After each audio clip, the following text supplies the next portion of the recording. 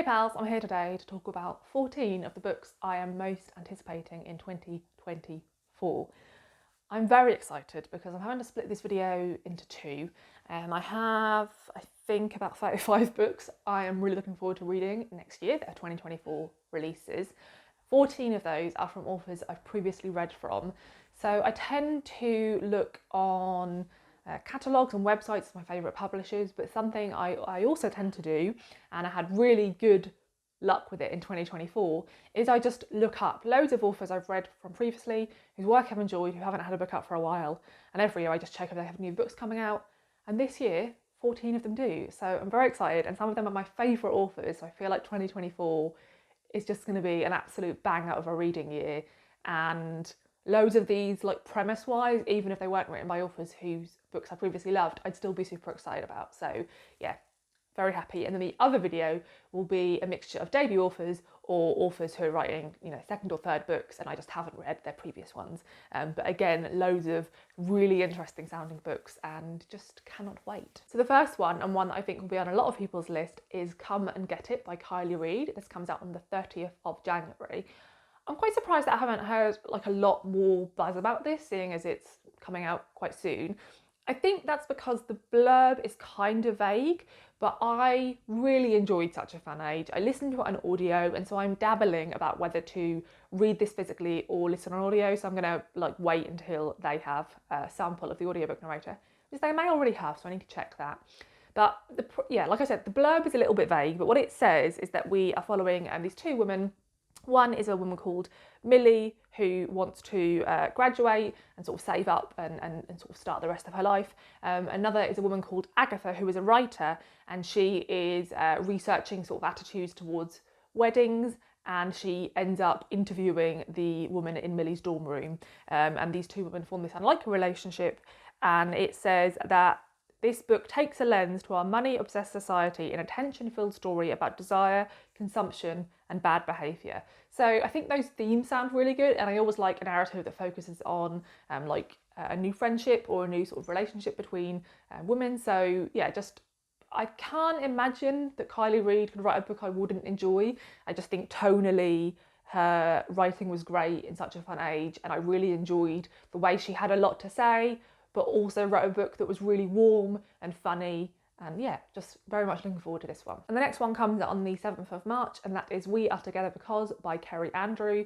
This is their third novel, and I really enjoyed both their previous novels, particularly their debut, which is called Swan Song. I really want to reread that one.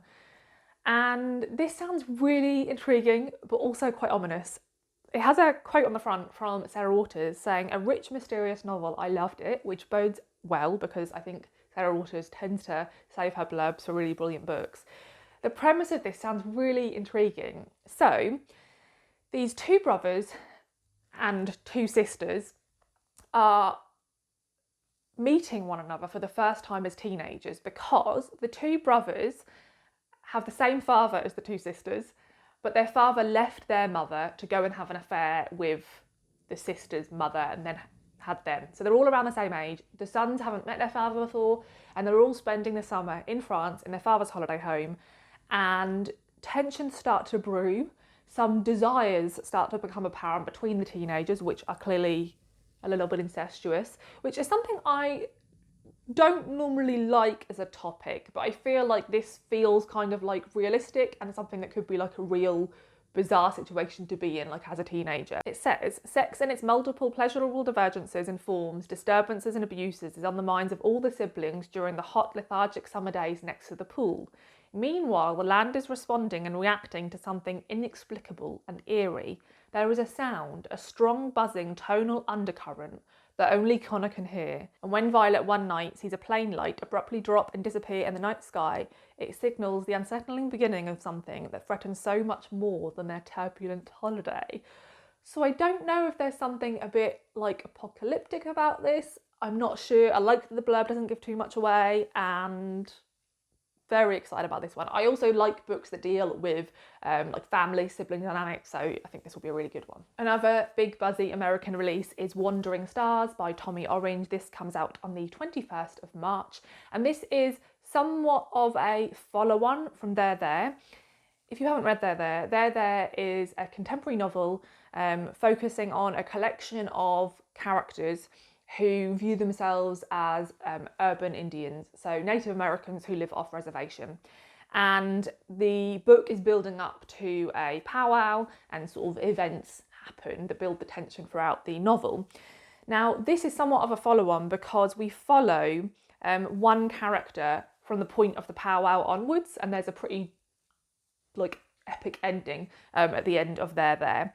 But it says that we also follow other characters through almost 2 centuries of history, from the horrors of the Sand Creek Massacre of 1864 to the aftermath of a shooting in the early 21st century. It says in its indelible novel of America's war on its own people.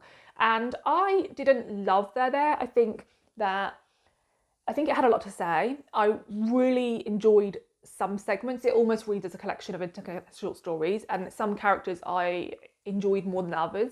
But I still felt that he was a writer to watch, still felt like I'd read whatever he brought out. And I think this one sounds maybe a bit more ambitious in terms of the historical scope.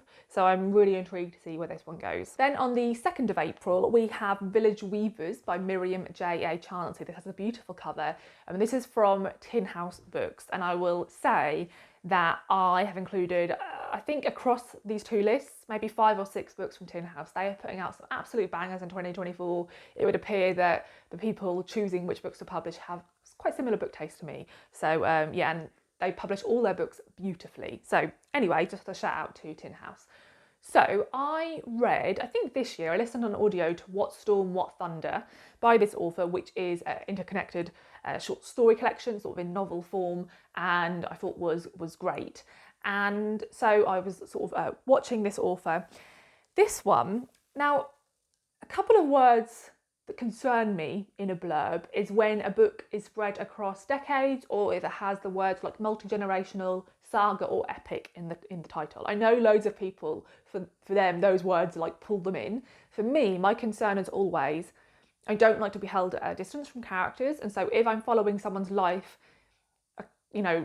years across 2 pages, then I feel held at a distance. However, the way this is described and the way What Storm, What Thunder was written was so close focus that I'm hoping what she's doing is jumping years but then zooming in. So basically we follow these 2 women. They're from 2 different families, and their families are sort of really interlinked, and there is this one event that leads to them both sort of parting ways, and one of them moves to Paris and one of them marries a wealthy Dominican man.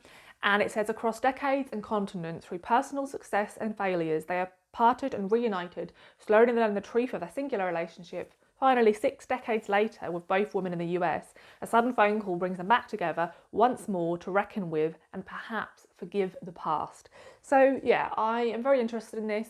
I think this author is really good at imbuing her books, or at least her first book that I read, with a lot of social commentary, which is something I really enjoy in my fiction, and she's a beautiful writer. So yeah, excited about this one. And then on the 30th of April, another really big buzzy US release is Real Americans by Rachel Khong.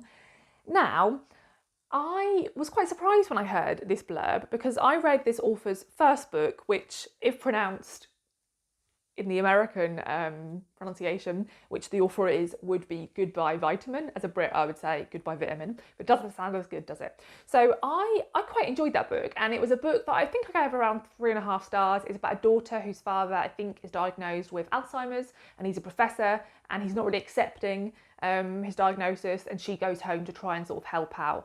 And it's quite warm and humorous whilst being quietly devastating. And yeah, I quite enjoyed it and sort of felt like she was an author I would watch. This sounds much more sort of epic than that, and much broader scope. And initially, I sort of saw the cover and wasn't feeling super inspired. It sort of looks like one of those big buzzy book covers that maybe I don't know, won't have a ton of depth to it. But then I read the blurb and I am super intrigued by this. I think it sounds really interesting. So again, this is following a couple of different timelines, something I love. On the precipice of Y2K, we follow Lily Chen, who's attempting to live the American dream. And so we sort of follow her as she starts this relationship. It says she starts a relationship with this man who can give her the fairy tale life of luxury, and for the first time her dreams appear within reach. Then years later, we follow her son, Nick Chen, and his best friend, who are plotting to sort of break free from his mother, who he thinks is really strict and secretive, and try and find his long lost father. And so it's the sort of story of all these family secrets and dramas, and I guess the mother and the son finding out things about one another they didn't know. I think that sounds really interesting, and I think based on the sort of writing she did on the sort of familial level in her debut novel, I think she'll handle this story really well, and so I am very excited to get to it. Then on the 2nd of May we have a book from a very popular UK author, and that is Enlightenment by Sarah Perry. I hope to love this book. I loved The Essex Serpent by this author, and it was a really popular booktube read the year it came out. And sadly, I didn't love her third novel, Melmoth, anywhere near as much. I still thought it was beautifully written on a sentence by sentence level, but I didn't really feel much connection to the story or the characters. But this one sounds like completely, like, just, I'm gonna love it. I hope so. So the premise of this is another historical fiction novel set in a small Essex town, and it sort of mirrors The Essex Serpent in that The Essex Serpent was a book that looked at these two characters and their sort of interests in natural history and religion, and the way those two things sort of came into conflict. And this book follows two characters who know each other because of their local church, but are very interested in astronomy and the sort of conflict that happens between those two interests. These two characters have a wonderful friendship, and one of them is an elderly man, and one of them is a young teenage girl. And both of them start these sort of separate romances. The man loves the man who runs the museum, and the two of them start this sort of obsession with this vanished female astronomer and start to do lots of research into her. And then the young woman starts this sort of quite dramatic, tumultuous relationship with a young boy in her sixth form. And then this sort of friendship, they sort of come back together, and sort of secrets about the town are revealed. And I love the sound of this. I really enjoyed The Offing by Benjamin Myers, which was a book about a friendship between two characters of vastly different ages, but the young person in that was a young man, and the woman was the more older character in that book, and I just adored it, and so I'm hoping to love this one. And then on the 7th of May we have The Body Farm by Abby Jenai. This is her fourth book, her second short story collection. She's had two novels and two short story collections. Her first book was The Last Animal, which is a short story collection I absolutely loved and really want to revisit. And for years I keep checking to see if she has a new book coming out, and she does. I'm really excited to see another short story collection from her. I think she's really, she's excellent in both forms, but it's nice after so many years to have another short story collection. And I love what she does. She writes stories that are realistic, but they have a real focus on natural history and the human connection with the natural world, and sometimes that connection sort of feels like it borders on the magical or the mystical. And it says that this insightful collection examines life in decay to celebrate the horrors and joys of inhabiting our bodies. An example of the stories are, and I'm not sure if I can actually say this word properly, etymologist solves cold cases and upholds a sense of justice by studying the decay of corpses in a field and the insect life they develop. A caregiver obsesses over a stained glass lampshade to deal with the elegiac losses of Alzheimer's. Also don't know if I can say that word. A sisters with webbed fingers highlights the often universal belief that our siblings just might be creatures brought forth from the deep. The memory of a scent evokes the haunting legacy of the COVID-19 pandemic. So yeah, I think they all sound really interesting, and just really happy to have another book from this author. Now on the 4th of July, we have my most anticipated release of 2024. I will be reading this book on the day of release. I cannot wait. And when I saw the title, I was excited. And then when I read the blurb, I was like, just amazing. I couldn't have chosen a better plot for this author to write, and I am so excited. I have read all but this author's first book, which I've just recently bought myself. So I think this is maybe her 5th book, and that is The God of the Woods by Liz Moore. I'm so excited. I'm going to read you the whole blurb because this is what I'm excited. I love Liz Moore's writing. If you haven't read her books, please go read her books. I just think she writes really beautifully, and her books are so easy to read. There's not a ton of plot, but she just gets across all the small details and makes me love all the characters she's writing about. So yeah, just highly recommend her books.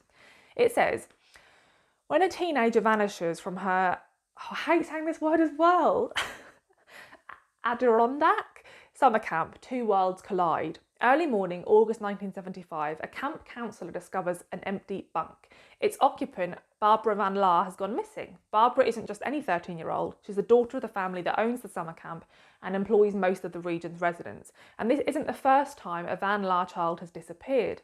Barbara's older brother similarly vanished 14 years ago, never to be found. As a panic search begins, a thrilling drama unfolds, chasing down the layered secrets of the Van Laar family and the blue-collar community working in its shadow. Moore's multi-threaded story invites readers into a rich and gripping dynasty of secrets and second chances. It says her most ambitious and wide-reaching novel yet. Now, I know that maybe some of those things sound like a bit familiar, like missing children's stories and stuff are, used a lot in like crime novels, but I think when being dealt with in like a literary way, I absolutely love like mysterious stuff. This sounds a little bit reminiscent of The Little Friend by Donna Tartt, which is about a young girl who is investigating the sort of supposed murder of her brother, who was killed years before, and the crime was never solved. So it sounds a little bit reminiscent of that, and I just can't wait. It sounds amazing. And then on the 11th of July, we have Ordinary Time by Kathy Rensenbrink. I really enjoyed this author's first novel, Everyone is Still Alive, and I don't think many people read it. I didn't really hear anyone else talk about it, but I just found it really readable, a really sort of small, focused family drama. But yeah, I found it really sort of tender, and I thought the family dynamics it dealt with in terms of gender roles within a family were really interesting, and so I mark this author as someone to watch. So this is her second novel, and this follows a woman who is a vicar's wife, and she has been in this sort of same situation for years. Her husband doesn't really talk anymore to anyone other than God, and her son doesn't really talk at all. And she's just sort of plodding along with her life when her brother, who lives in Cornwall, asks her if she will come and visit and stay with him a while to help him out. And when she gets there, she meets this man and sort of starts this illicit relationship with him, and is sort of questioning everything about her life. And I wouldn't necessarily be super interested in that plot, but I just really enjoyed her writing and think that whatever story she's given, she'd probably handle it really well. So I'm looking forward to this one. I apologise if the light has just changed. Albus keeps bothering me and I have to keep moving.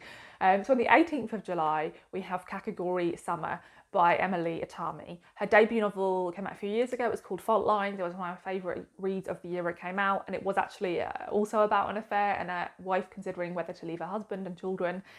This one is about three sisters who all have very different lives, and we follow as something that happens pulls them back together. So it says that Ray works for a financial corporation in London. Back in Tokyo, Kiki is a single mother of a young son working in a care home, and A, the youngest, is a Japanese music idol. She is embroiled in a scandal and suddenly thrust into the spotlight. And so the three sisters reunite for the summer in their childhood home on the Japanese coast. They're forced to confront the legacy of their mother's suicide, the stories they have told themselves ever since, and the question of how they want to live. I love books that look at a group of women, be they friends or sisters, and like how their lives have like moved apart and then them coming back together. It's one of my favourite sort of tropes in fiction.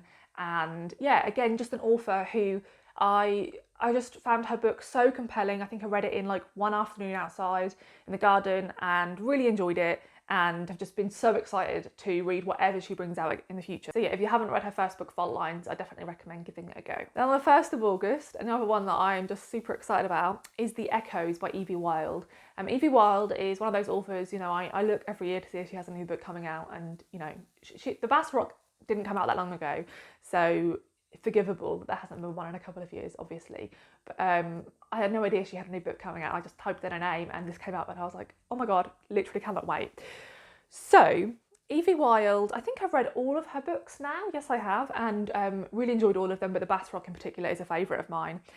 The Bass Rock spanned three women across completely different historical periods, but it was really close focus. I think this is going to do the same thing. It says it spans multiple generations and is set between rural Australia and London. If you don't know, Evie Wyld is an Australian author who now lives, I think, and has lived for many years, I think in Scotland. Correct me if I'm wrong. It says, the echoes asks, what of our past we can shrug off and what is fixed forever, echoing down through the years. Now, what made me a little bit anxious when I read this blurb is that one of the characters is a ghost. It says he's a reluctant ghost trying to work out why he remains, and he watches his girlfriend Hannah as she's lost in grief. And then we are also seeing from Hannah's perspective, and sort of leading to the event that broke her family apart and led her to meeting Max. Now, I don't usually like books that use ghosts in that way. I like ghosts if they're used in like a sort of spooky gothic way, but I don't love it if they're used in this sense. But when I thought about it, there is a sort of element of ghostliness in the Basrock, and she handled it brilliantly. So I'm going to trust her. It says this is a celebration and autopsy of a relationship. It is a novel about love and grief, stories and who has the right to tell them. It asks what of our past we can shrug off and what is fixed forever, echoing down the years. Those are all things I'm really interested in particular, where it says stories and who has the right to tell them. It's something I find really interesting, the idea that there's like multiple versions of the truth, and like who has the right to tell a story or to claim some level of connection to a story or a person. And yeah, just anything Evie Wilde brings out, I want to read. And then on the 20th of August, we had a poetry collection. I don't really know how to talk about poetry because I don't read a lot of it, but one of the collections I read and adored was Homey by Danez Smith, and they have a new collection coming out called Bluff. It sounds amazing. I think this has a focus on the COVID-19 pandemic and the events around the Black Lives Matter protests that happened around that time. And I think this book looks at, it says it's a book that is an awakening out of violence, guilt, shame and critical pessimism to wonder and imagine how we can strive toward a new existence in a world that seems to be dissolving into desolate futures. In this soaring collection, Smith turns to honesty, hope, rage and imagination to envision futures that seem possible. I loved everything about Homey, so yeah, very much excited for this one. And if you have got any recommendations for poetry collections that you think somebody who enjoyed Homey would enjoy, please put them down below because I definitely need help with that. Now these last two are slight cheats perhaps because they don't actually have release dates, although it does say that these are coming out in 2024. And I'm just super excited about them. This first one, you know, would be up there with one of the ones I was most excited about if I knew for sure it was coming out in 2024. Again, I follow this author on Instagram. I saw that she submitted the final manuscript, I think sometime last year, and said that it would be coming out this year. But there's no like publication date anywhere, there's no cover. There is a title, it's called Would-Be, and it is by T. Kira Madden. T. Kira Madden wrote the absolutely phenomenal and beautiful memoir, Long Live the Tribe of Fatherless Girls, which is one of my favourite books of all time, absolutely amazing. Whatever she brings out, I will read, but I am so happy to see her bring out a novel. I think this is going to be quite a chunky book as well, which always makes me happy. This is all it says about it. This is all I can find out, but I think it sounds absolutely brilliant. A complex whodunit told from the alternating perspectives of a survivor of child sex abuse, the abuser's mother, and a best-selling memoirist who wrote about him in the days following his murder, an exploration of the contradictory pursuit of justice and revenge in the aftermath of carceral and human violence. I don't know how you can pack so many things I'm interested in such a small blurb, but I am very excited. And then the next one, Jen mentioned to me, and I had no idea this was happening so soon after Penance, which was a 2023 release from Eliza Clark, but she has a short story collection called She's Always Hungry. All we know is it's coming in 2024. I haven't been able to find anything about it, although I think the titular story is actually published on Granta's website, so I may have to go and have a little read of that. But I really enjoyed Penance when I read it this year. It was one of the books I sort of just absolutely inhaled, really sped through it. And it's interesting that it's at the end with Would-Be, because the plot of Would-Be in terms of the sort of construction of it and the sort of like metafiction-ness of it sounds a little bit similar to Penance and how that was structured. So it's interesting to see that they're sort of dealing with these similar things. And yeah, can't wait. Hope both these books come out in 2024 because I really enjoy both these authors' works. We shall see. To be fair, this is a banger of a year even without those 2 extras, but it would just be the cherry on top. So those are all the books I'm aware of at the moment. Obviously, there's more months in 2024, more books will be announced, so I will probably do another version of this at some point later in the year, maybe in the summer. But yeah, let me know if you like the sound of any of these books. Have you read any books from these authors before? And are there any authors bringing out new books next year that you're excited about? And like I said, there will be another video coming up shortly with the other books I'm excited about from authors I haven't read from before. There we go. Right, thanks so much for watching, and I will see you in the next video. Bye.